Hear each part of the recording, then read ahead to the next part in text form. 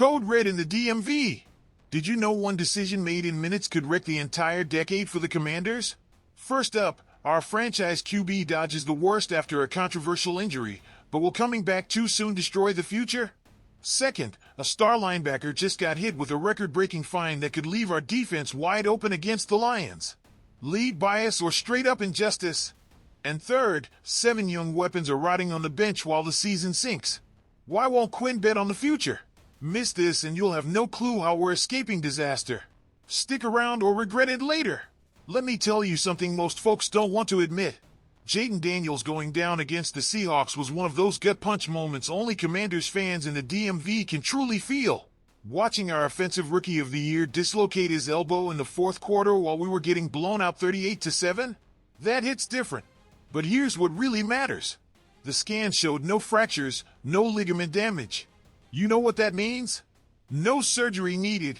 I'm telling you, that's the best news we could have hoped for in the middle of this nightmare season. Because when I saw that play, when I saw Jaden hit the turf, I feared the worst. We all did. Now let me be real with you. Tash and Reed from the Washington Post reported that Daniels will not be placed on injured reserve. The plan is for him to miss the next 2 games and get reevaluated after the Week 12 bye. And guess what injury the doctors are comparing it to? Khalil Mack's elbow injury with the Chargers. Mack got hurt on September 16th and came back October 19th. That's about a month, folks. But here's the question everyone is asking. Why the hell did Dan Quinn leave Jaden in the game when we were down 38-7 in the fourth quarter? I mean, seriously, what's the point of risking your franchise quarterback in a game that's already over? Quinn had to defend that decision this week, and honestly, I'm not sure his explanation cut it. Look at Jaden's numbers this season. 1,184 passing yards, 8 touchdowns, 2 picks, 262 rushing yards, and 2 more scores on the ground. Not MVP numbers, but not bad at all for someone playing through knee and hamstring issues before the elbow injury. This kid's been grinding through pain all year. So now I ask you, how much of this disaster season is on injuries, and how much is on the coaching staff's decisions? When your star QB is playing hurt, when you leave him enduring a blowout, when the oldest roster in the NFL starts falling apart from injuries, who's really to blame? I actually think Jaden's injury, as painful as it is, might be a blessing in disguise. Why? Because it's going to force us to see what we've got on the bench. It's going to push us to develop young talent. It's going to make us rethink everything for the rest of the season. And let's be honest with ourselves, this season's already lost. We're 3-6, folks. Playoffs are a pipe dream. So what do? I'll tell you. Let Jaden heal fully. No rushing him back. No risking him in a lost season. Because if there's one thing we've learned in Washington, it's that sacrificing the future for the present never works. Remember when we rushed injured players back before? How'd that turn out? Here's the truth. Jaden Daniels is the future of this franchise. He's the reason Adam Peters and Dan Quinn even have jobs. He's the hope for all of us who've suffered through decades of mediocrity. And if we've got to sacrifice 4 or 5 more games this year to make sure he's 100% for 2026, then that's what we've got to do. But let me ask you something. Do you trust this organization to make the right call? Or are you worried they'll cave to the pressure of trying to save the season and make the same mistake they made by leaving him in against Seattle? Because I'll be real with you, that decision kept me up at night. It made me question whether we've actually learned anything from our past mistakes.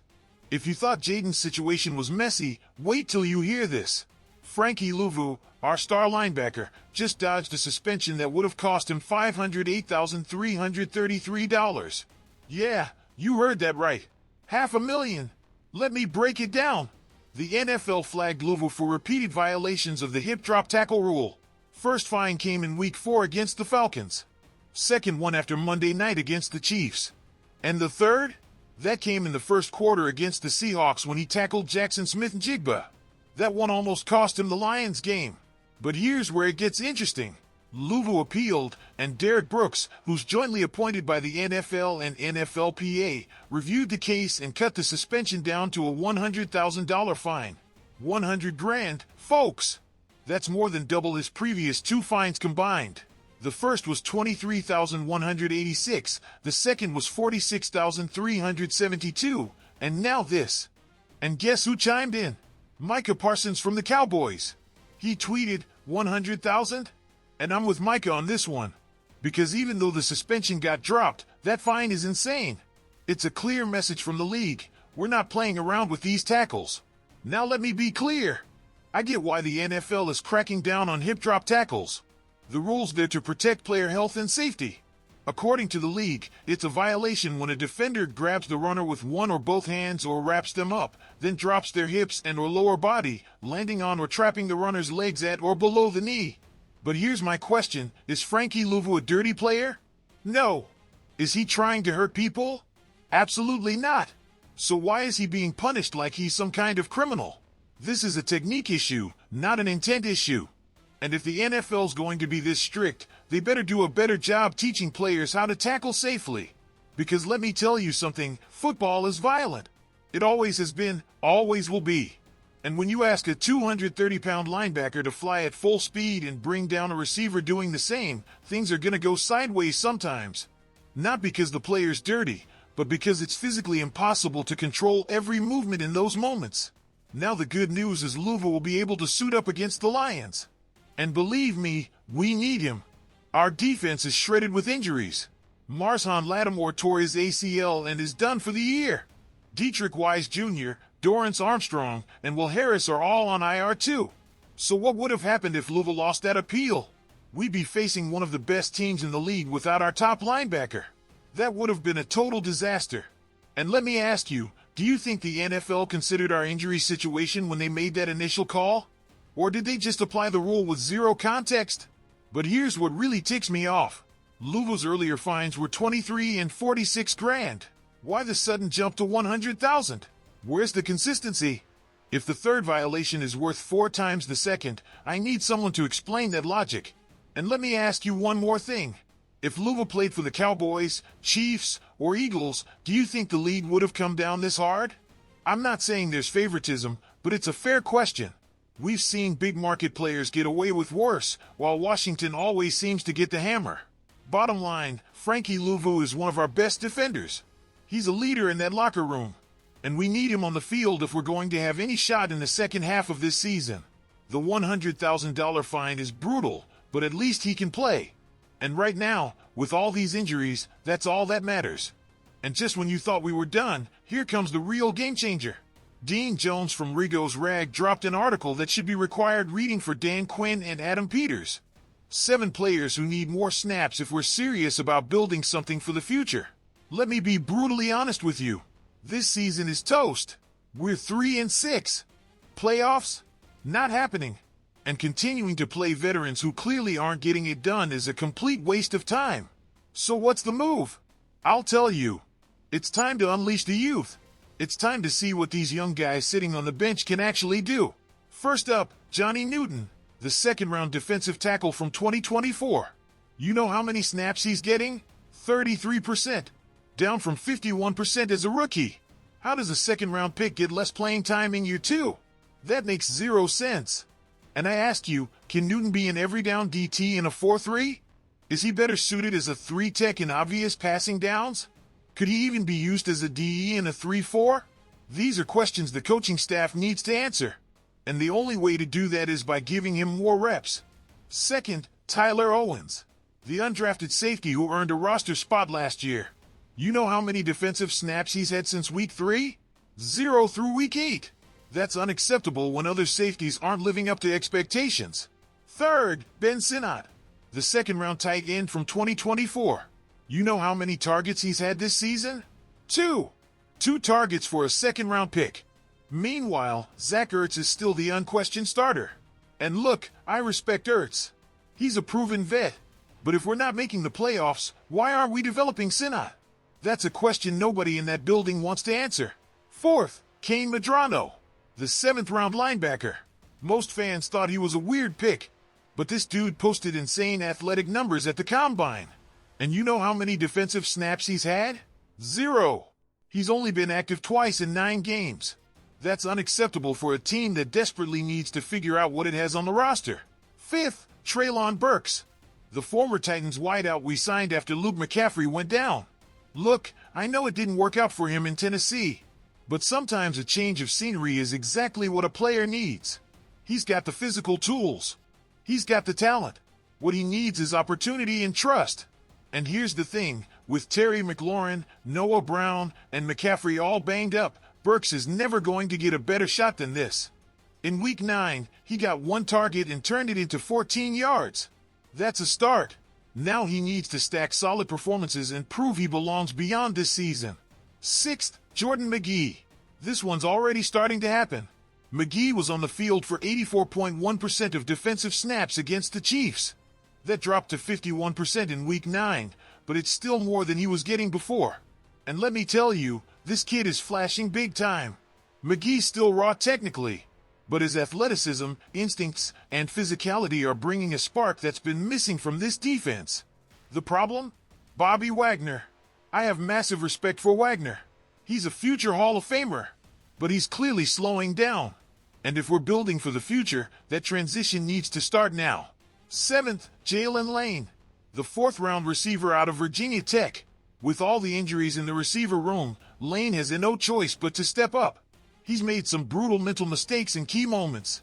His punt return touchdown was electric, but he's also had some boneheaded plays that make you question his decision-making.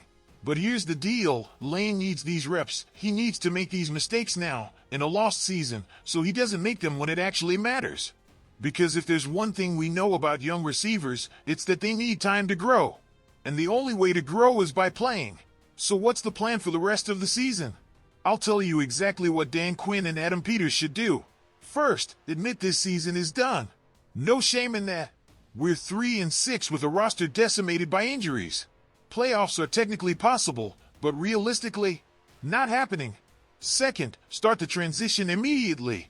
That means more snaps for Newton, Owens, Sinnott, Medrano, Burks, Magee, and Lane.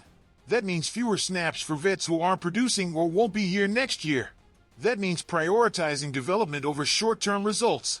Third, use these last 8 games as a massive audition. Every young player who gets on the field is a valuable data point for the offseason. Can Newton be an every-down DT? Does Owens have what it takes to start at safety? Is Sinnott the tight end of the future? Can Medrano become a rotational linebacker? Does Burks have a career revival in him? Is Magee Wagner's successor? Can Lane be a reliable WR3? These are questions that need answers. And the only way to get those answers is by giving these guys playing time. Because if we head into the offseason without knowing what we've got in these players, we'll be flying blind in the draft and free agency. And let me ask you this, would you rather win 5 or 6 games this year with vets who won't be here next season? Or win 3 or 4 games but have a complete understanding of your young roster heading into the offseason? Because I'm telling you, the second option is infinitely more valuable for the future of this franchise. Look at what the Texans did last year. Lost season, played the young guys, figured out what they had, and now they're one of the best teams in the AFC. Look at what the Lions did 2 years ago. Lost season, developed their youth, and now they're legit Super Bowl contenders. The path is clear. The question is whether Dan Quinn and Adam Peters have the guts to take it. Because I'll be honest, there's pressure to win. Pressure from fans, from the media, from the front office. But sometimes the right decision isn't the popular one. Sometimes you've got to sacrifice the now for the later. And here's my concern, are Quinn and Peters willing to do that? Or are they going to keep rolling with the vets in a desperate attempt to save a season that's already lost? Because if it's the latter, they're making a massive mistake that's going to cost us in 2026 and beyond. This season has taught us some hard lessons. It taught us you can't have the oldest roster in the league and expect to stay healthy. It taught us depth matters just as much as top-end talent. It taught us that developing young players can't be an afterthought, it has to be a priority from day one. So what do we do with that knowledge?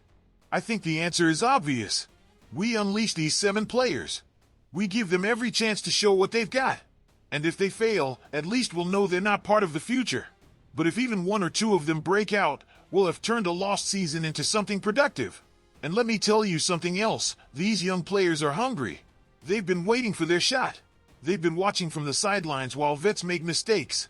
They've been grinding in practice, studying film, doing everything right. And now they finally get their chance. You don't think they're going to go out there and leave it all on the field? I think they will. I think we're going to see a different energy from this team once these guys start getting real snaps. Because when you play hungry young dudes, you get effort, you get passion, you get players fighting for their careers. And while it doesn't always translate to wins right away, it builds a culture of competition that's priceless. Think about it. Johnny Newton was a second-round pick. Ben Sinnott was a second-round pick. Jalen Lane was a fourth-rounder. Kane Medrano was a seventh-rounder. That's draft capital this organization invested. And if we're not going to develop those investments, what's the point of drafting them in the first place? And don't hit me with the "they're not ready" excuse. You know who else wasn't ready? Jaden Daniels, when we threw him out there as the starter on day one last year. And what happened? He won Offensive Rookie of the Year.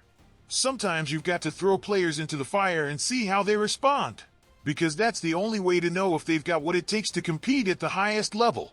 Because let me tell you something about player development in the NFL, it's not an exact science. You can't just watch college tape and know for sure how a guy's game will translate to Sundays. You've got to see them against real NFL competition. You've got to see them when the lights are on and the stadium's packed. That's the only way to know. And here's the irony in all of this, we're in a situation where we have to play these young guys because of injuries.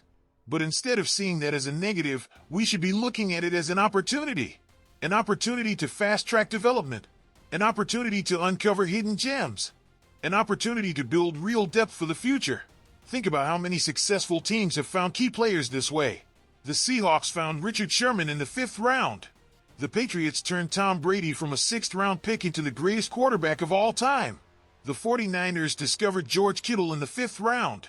All those teams had the guts to give young, overlooked players a real shot. So why can't we do the same? Why can't we use these last 8 games as a giant lab to figure out who our future core is? Because I guarantee you this, if we come out of this season without knowing what we've got in Newton, Owens, Sinnott, Medrano, Burks, McGee, and Lane, we will have wasted a massive opportunity. And let me be clear, this isn't just about these 7 players. It's about changing the culture of this organization. It's about sending a message that developing young talent is a priority. It's about creating an environment where young guys know that if they work hard and earn it, they'll get their shot. Because you know what happens when you build that kind of culture? You attract better free agents. Draft picks are more excited to come here. Agents want their clients to sign with you. Because they know this is an organization that invests in development and gives real opportunities to succeed. And look, I get the concerns. I get that some fans want to win now. I get that there's pressure on Quinn and Peters to deliver results. But sometimes you've got to take a step back to take 2 steps forward. Sometimes you've got to sacrifice the present for a brighter future. The Lions did it. The Texans did it. The Bengals did it. And now all those teams are legit contenders. Why? Because they had the guts to bet on their young players when things got tough. Because they didn't panic and make desperate short-term moves. Because they trusted their process and their talent evaluation. So I'm asking Dan Quinn and Adam Peters directly, do you have that same courage? Are you willing to bet on these 7 young players? Or are you going to take the easy route and keep playing vets we all know are part of the future? Because I'll tell you this, the decision you make in the next few weeks is going to define this organization for years. If you choose development in the future, we might look back on this lost season as the turning point. But if you choose the easy way out, if you keep doing what we've done for decades, then we're doomed to repeat the same mistakes over and over again. And I don't know about you, but I'm tired of repeating mistakes. I'm tired of watching this organization make short-sighted decisions that cost us long-term. I'm tired of seeing young talent rot on the bench while declining vets get all the snaps. It's time for a change. It's time to unleash these 7 players and see what they can do. It's time to bet on the future instead of clinging to a present that's already gone. It's time to be bold, be brave, and be different from what this organization has been in the past. Because if there's one thing this season has taught us, it's that the old way doesn't work. Having the oldest roster in the league doesn't work. Prioritizing vets over youth development doesn't work. Playing scared and conservative doesn't work. So why keep doing it? I believe these 7 players deserve their shot. I believe they've worked hard, waited patiently, and now it's their time to shine. And I believe that if we give them that shot, some of them are going to surprise us. They're going to prove they're legit NFL players who can help us win now and in the future. But more important than that, I believe this is a defining moment for this organization. A moment where we can choose to be different. Where we can choose to build something sustainable instead of chasing meaningless wins. where we can choose to trust our process and our young talent. And if we make that choice, if we have the guts to unleash these 7 players and give them every opportunity to succeed, I believe we'll look back on this season not as a total disaster, but as the beginning of something special. As the moment we finally learned from our mistakes and started building the right way. So there you have it, family. 3 stories that are shaping the future of our Washington Commanders. Jaden Daniels' injury that's forcing us to rethink our entire strategy. Frankie Luvu's $100,000 fine that raises serious questions about the NFL's consistency. And the 7 young players who must be unleashed if we're serious about building something sustainable. I'm going to be completely honest with you, this season has been brutal. It's been painful. It's been frustrating in ways I can't even put into words. But it's also been eye-opening. It's shown us exactly who we are as an organization and what needs to change. And now the question is, are we going to learn from these lessons? Or are we going to keep making the same mistakes we've made for decades? Because I'm telling you, the answer to that question will determine whether we're contenders in 2026 or still the laughingstock of the NFC East. But I've got hope. I believe in Adam Peters. I believe in Dan Quinn. And I believe that if they have the courage to make the tough calls now, to prioritize development over short-term wins, to trust their young players, then we can come out of this season stronger than we went in. Now I want to hear from you. Do you agree with me that we need to unleash these 7 young players? Or do you think we should keep playing the vets and try to win as many games as possible? Do you think Jaden's injury is a blessing in disguise or a total disaster? And what's your take on Frankie Luvu's $100,000 fine? Drop your thoughts in the comments below. I want to know exactly what you're thinking. Because this is a community, family. And in this community, every voice matters. We're all in this together, through the highs and the lows. And if this video hit home for you, if it made you think, if it gave you a new perspective on what's going on with our Commanders, then please hit that like button. Subscribe to the channel if you haven't already. Turn on the bell so you don't miss any of our daily updates. Because I promise you, there's more news coming tomorrow. More analysis. More debates.